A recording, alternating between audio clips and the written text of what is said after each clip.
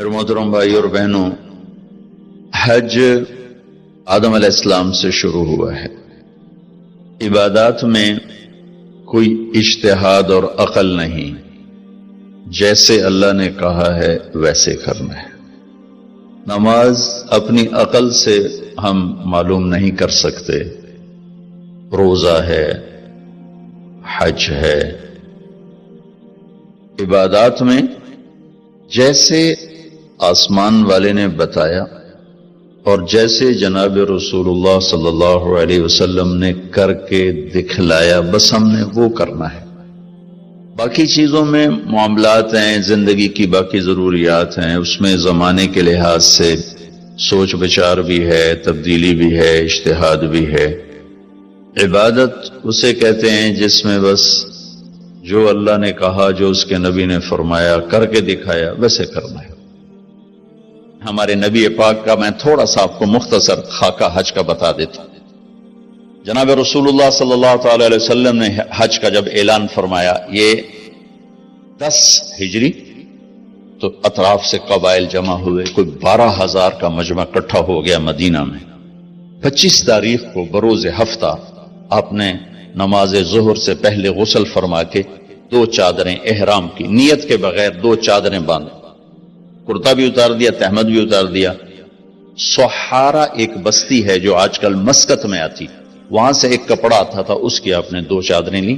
پھر آپ نے ظہر کی نماز کے بعد اپنے پورے قافلے کو لیا، ذوالحلیفہ جس کو آج کل ابیار علی کہتے ہیں، یہاں آپ نے آ کر قیام فرمایا، اور عصر، مغرب، عشاء اور فجر اور ظہر 5 نمازیں آپ نے یہاں ادا فرمائیں۔ آپ گزر رہے تھے کہ جبریل ہے کہ یا رسول اللہ، اللہ فرما رہے ہیں یہ پاک وادی ہے، یہاں آپ قیام فرمائیں۔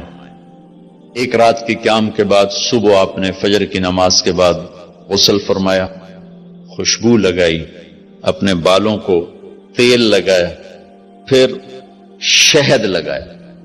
شہد گوند کا کام دیتا ہے، چونکہ اب ننگے سر جانا تھا تو بال بڑے تھے آپ کے، شانوں تک آئے ہوئے تھے، تو آپ نے ان کو شہد لگا کے نا وہ جوڑ دیا، آپس میں جوڑ دیا۔ اور عائشہ رضی اللہ تعالیٰ نے آپ کو خوشبو لگائی۔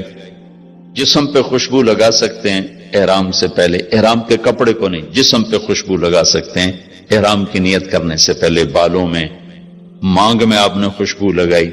پھر اس کے بعد آپ نے ظہر کی نماز ادا فرمائی اور آپ اونٹنی پہ سوار ہوئے اور قبلہ رخ ہو کر آپ نے کہا لبیک حجۃ اللہم لبیک، آپ نے حج کا احرام باندھا۔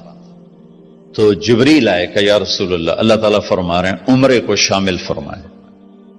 وہاں سے آپ چلے، آپ کے ساتھ کوئی 12,000 کا مجمع تھا، اور آپ ملل میں آپ نے قیام فرمایا۔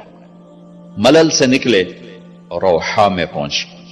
روحا میں کنواں ہے، وہاں 70 نبیوں نے قیام کیا ہے حج کے دوران، حج پر جاتے اور آتے ہوئے۔ وہاں آپ نے بھی قیام فرمایا، رات بھی ٹھہرے۔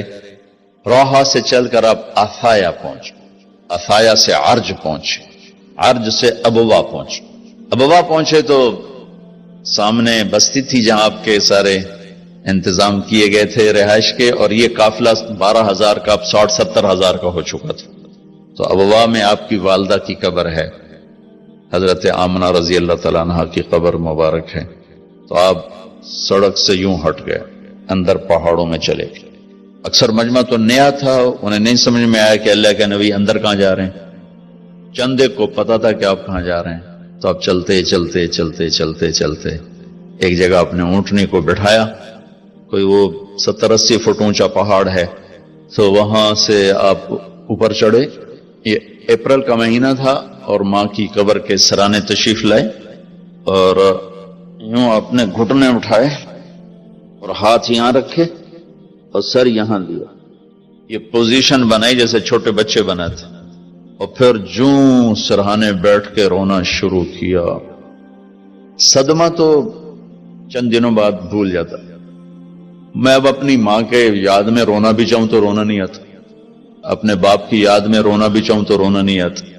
اور میرے نبی کو 57 برس گزر چکے تھے ماں کے گئے ہوئے، تو وہ 57 سال پرانا درد ابھی زخم بھرا نہیں، آپ اس پوزیشن میں بیٹھے اور اتنا روئے کہ سارا رواں آپ کا آنکھ بن کے رو رہا تھا، وہ ساری داڑھی آپ کی آنسوں سے تر ہو گئی، اور آپ نے آگے جانے سے انکار کر دیا کہ میں آج رات اپنی ماں کے پاس ٹھہروں گا۔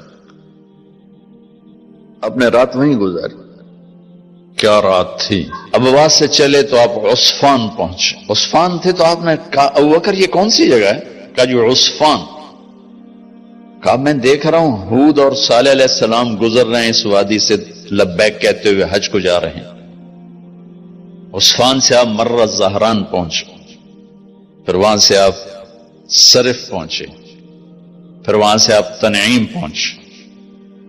تنعیم میں آپ نے احرام کی چادروں کو تبدیل فرمایا، جو 2 چادریں مدینہ میں زیب تن فرمائی تھی، تنعیم اتار کر 2 نئی چادر اسی کپڑے کی۔ پھر مکہ کے ٹاپ سے آپ انٹر ہوئے اور بیر زی طوا کے کنویں پر آ کر آپ نے قیام فرمایا۔ یہ ہے اتوار کی رات، 25 کو چلے اور 4 کی رات کو، یہ مہینہ 29 کا تھا، تو 4 کی رات کو آپ مکے پہنچ گئے۔ اور اتوار کو صبح آپ نے غسل کیا، خالی پانی بہایا اور عمرہ کے لیے تشریف لے گئے۔